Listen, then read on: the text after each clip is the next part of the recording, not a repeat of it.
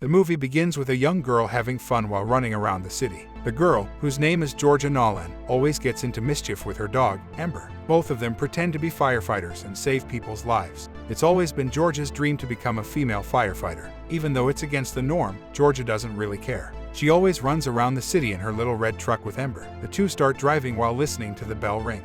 They find different ways of protecting people from fire and emergencies during all of their childhood games. On the other hand, Georgia's father, whose name is Sean Nolan, used to be a great and powerful firefighter, but he had to leave because Georgia's mother had tragically died. At present, all Sean wants is to protect his daughter. That's the reason he resigned from his job. Georgia, on the other hand, was always inspired by her father. She aspires to be a firefighter, just like her father. Sean was always a busy man, so Georgia learned to live by herself at a very young age. Because of this, Georgia always pretended to be a firefighter. She doesn't want to be a regular firefighter but rather a captain. On the road, Georgia and Ember scream with excitement during practice. The two shout in glee and have a good time.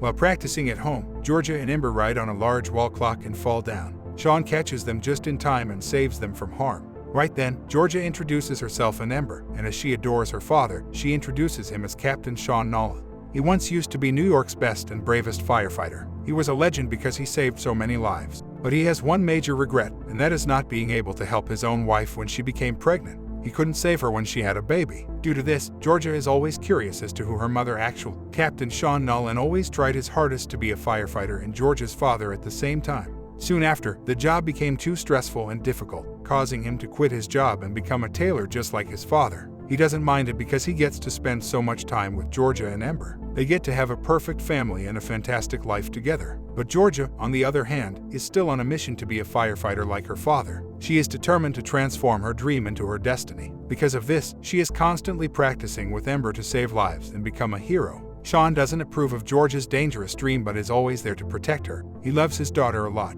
After all, Georgia is the most cheerful and happy child a parent could ever want. However, this doesn't stop her from having numerous falls and injuries. As a result, Sean regularly drives her to the doctor's office. Sean is always concerned about Georgia. The doctors tell him that her injuries are minor and there's nothing to worry about. Thus, Georgia uses this statement to continue with her antics, but with time, Sean gets really irritated at her and asks her to stop because she could have even broken her neck.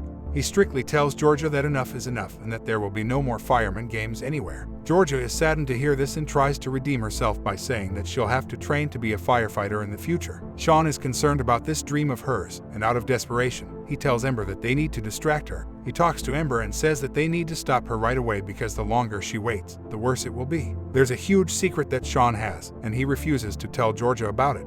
At night, Sean sees Georgia wearing a fire hat. He then tries to reassure her by saying there are so many other job opportunities and even tells her all the drawbacks of being a firefighter, but she just ignores him. Sean always used to show his love and hope for Georgia by calling her his peanut. He starts to console her by saying that the job is too dangerous. That's also when he informs Georgia that there are no fire women because it's illegal. People believe that women are incapable of performing such tasks and that girls aren't strong enough for such a dangerous job. Even dreaming about it could mean breaking the rules. Georgia is angered by this and claims to be training to become extremely strong and brave. Sean understands and assures her by saying that she is very strong, but it is against the rules. He sadly tells her that there's nothing he can do. Sean then tries to console his daughter by saying that the rules will change, but it will take time. Until then, he proposes she consider tailoring with. Georgia doesn't know how to react and leaves. While training that night, she couldn't even practice well and began to sob in pain. After seeing Georgia in so much pain and grief, Ember goes to Sean, who's upset as well. Sean tells her that one day he'll tell her the entire story and maybe Georgia will understand. After a long conversation, the two go to bed. Later, Sean goes to Georgia's room and slowly whispers in her ears that he will always protect her. He promises to always have her back, and Georgia smiles. 10 years have passed since then, and Georgia has now grown into a young and lovely lady. At the same time, some firefighters enter a theater. Just as they arrive, they're greeted by really strange and eerie music. Suddenly, they all get hypnotized and see a magical fire. No one knows what happened after this, as all the firefighters went missing. Sean, on the other hand, simply prepares breakfast for Georgia and Ember. Georgia is now a skilled tailor, and she and her father work very well together. Sean appears to be very proud of his daughter. He is also relieved that Georgia has finally abandoned her dream, and he doesn't have to worry about her every second of the day. Georgia is still a very joyful girl and does an excellent job tailoring and sewing clothes. While working, they hear on the radio about another Broadway theater being set on fire by an arsonist. Mayor Jimmy Murray asks everyone to remain calm and assures the citizens that he will get to the bottom of this. Sean knows that this case might bring out George's dream again, so he instantly turns off the radio. The two then go for ice cream and talk about that incident. Just then, they notice a fire truck in front of them and suspect it's the arsonist once more. Sean takes this opportunity to tell Georgia that he's really happy she's not the one in that fire truck. Georgia just laughs at that and says girls don't get to be firemen. Sean smiles and replies that maybe she could have lived her fantasy if only she were a boy. The two then both go to bed. When Sean goes to sleep, Georgia wakes Ember up, and together they go to practice being a firefighter on the terrace. It seems Georgia hasn't completely abandoned her dream. Georgia never left her dream and continues to practice every night silently. She claims that even though girls can't be firefighters now, she will change the rules and become one very soon. Ember also always encourages her and is really helpful. Every single day, Georgia wishes for just one chance to prove herself as a brave firefighter like her father. It seems her prayers get answered because she sees the mayor arrive at their house to meet Sean. Jimmy hugs Sean and tells him that he really needs his help in order to save the people of New York. Meanwhile, Georgia descends silently and overhears all of their conversation. Sean is informed by Mayor Jimmy that this arsonist has already burned down 40 theaters. And the most shocking part is that there were no flames, but rather only a cloud of blue and red smoke. Jimmy also tells Sean about the creepy music and all the firefighters going missing in the smoke. Apparently, the firefighters who went into the theater were unable to exit. They simply vanished, and no one knows why or where. All of New York's firemen have vanished. Jimmy then tells Sean that he is the only one who can save New York City, but Sean quickly declines his offer. He doesn't want to do it because of her daughter, but that's when Jimmy warns him about the arsonist's magic and power. All of New York is at risk, even Georgia. Hearing this, Sean accepts the offer and is ready to go. But he has some conditions. Sean wishes to have his own small team, which consists of just a chemist and a fast driver. Jimmy agrees to this condition without hesitation. Meanwhile, Georgia feels really happy and proud of her father. She even decides to work as her father's secretary and works all night on her makeover to transform herself into a young boy. During her makeover, Georgia fashions a mustache out of Ember's butt hair. She then goes to the fire station the next day. She witnesses everything in person and realizes that reality is nothing like the way she used to practice or play. Finally, Georgia embraces the moment and is overjoyed because her dream has come true. There, she sees her father's photos on a wall, praising him as the bravest firefighter there ever was. Georgia is moved to tears by this. Seeing her father in a captain's uniform makes her proud. Sean notices Georgia but doesn't recognize her because she's dressed as a boy. He asks her if she's one of the volunteers, to which Georgia replies that she is. Sean then introduces himself to his teammates, which consist of Ricardo the chemist and Jim, who happens to be the quickest cab driver in Manhattan. Jin is also known as the Cheetah. Sean watches them all carefully, and then Georgia's turn comes. Out of confusion, she introduces herself as a boy named Joe the fireman. To make her story believable, she tells Sean that she completed her training at home. Sean notices the lack of experience, but Jimmy somehow persuades him to take Georgia, also known as Joe, on the mission. Just then, the fire alarm goes off, and everyone gets ready to go. Georgia becomes really happy to finally live her dream and rejoices in finally working with her dad. As they leave for the emergency, Ricardo starts praying while Jin drives madly. He also has a condition that makes him sleep from time to time. Sean soon realizes that he has a terrible team. However, he manages to handle it just in time. But Georgia loses her mustache on the way and tries to hide from Sean. She finally finds it and fixes it quickly. When they arrive at the Broadway Theater, they only see blue smoke and clouds. Captain Neil, a chef for the New York City Police Department, then introduces the group to Laura Devine, the Broadway performer. During the investigation, Neil informs Sean that the police department is also on his side. Soon after, Sean orders Joe to stretch a line, which he finds really difficult. He can't seem to control the water pressure, but he doesn't want to give up.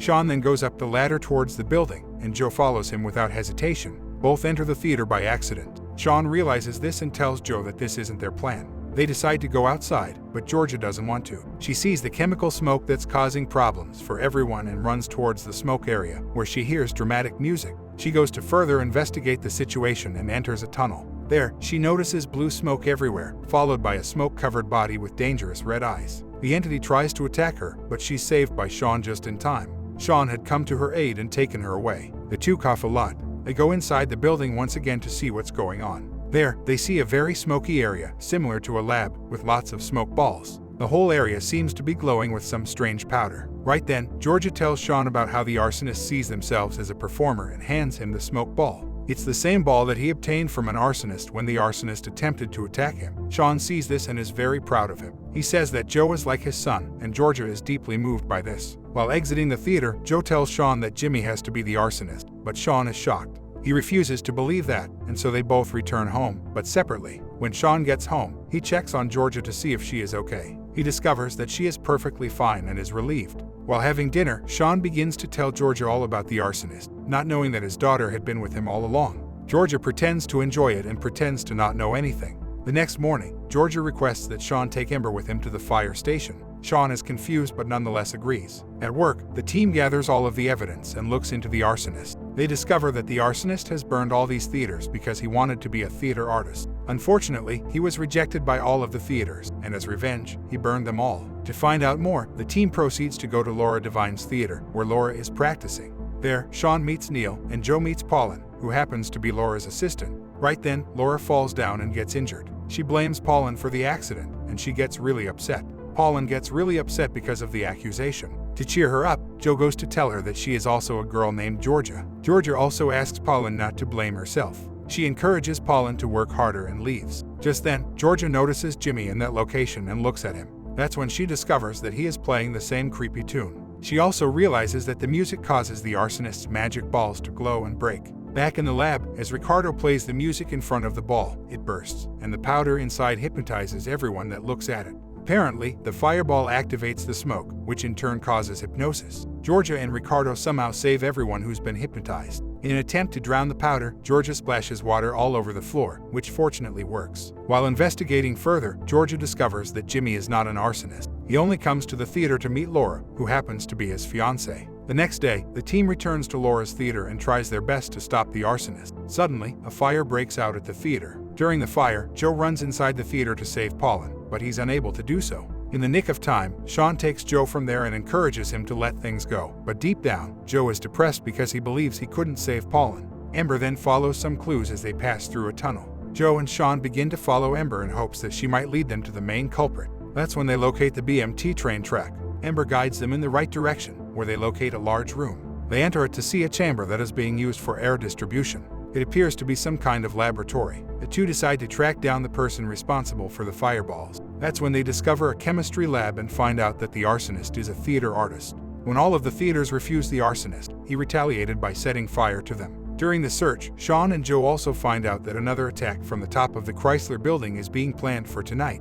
When they look down from the lair of the arsonist, they see all of the missing firefighters, who are all thankfully alive. The two celebrate with glee and plan to help the firefighters. Just then, Sean tells Joe that he's really proud of him, to which Joe replies that he's none other than Georgia in a comical way. Joe removes the mustache to reveal her true identity. Needless to say, Sean is shocked and upset to see this. That's when he claims that no matter how capable or strong Georgia is, he will never allow her to become a firefighter. When Georgia asks why, Sean finally confesses that about 16 years ago, there was a couple that he couldn't save. He couldn't save them but somehow managed to save their 3-month-old daughter. The baby's parents were none other than Georgia's real parents. Georgia was only 3 months old at the time. Sean goes on to explain that he never allowed her to follow her dream because he wanted to protect her and keep his promise to Georgia's biological parents. Georgia is shocked and numb to know this after realizing Sean is not her biological father. Just then, the dramatic music plays again, and a fireball appears. Sean is instantly hypnotized and locked inside a mirror box. That's when Georgia notices the arsonist approaching her, which shocks her because it turns out to be none other than Paulin.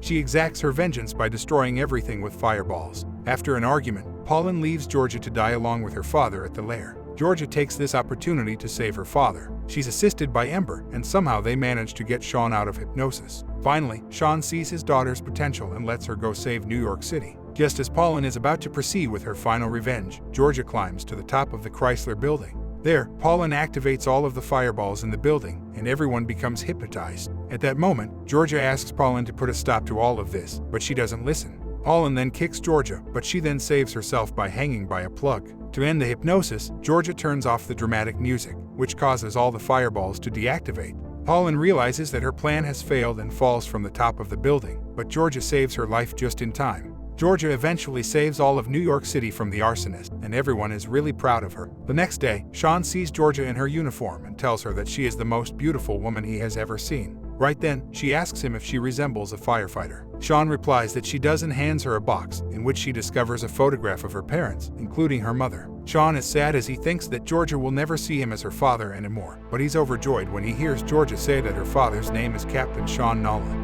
Finally, the mayor recognizes all team members and awards them a gold medal. The whole team is now well known and begins their new mission, as people's lives must be saved. The main gist of this movie is to show respect to all the women and men around the world who put their lives in danger every day in order to protect others.